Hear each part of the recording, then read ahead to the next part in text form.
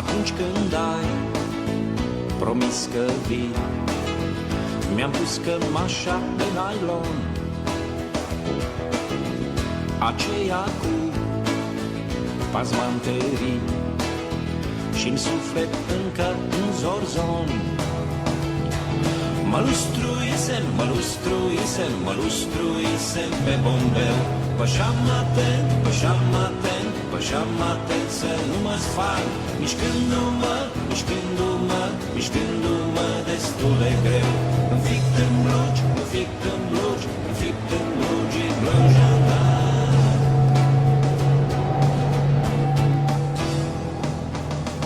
Peste răbdări te-am așteptat, încins de un patos uriaș,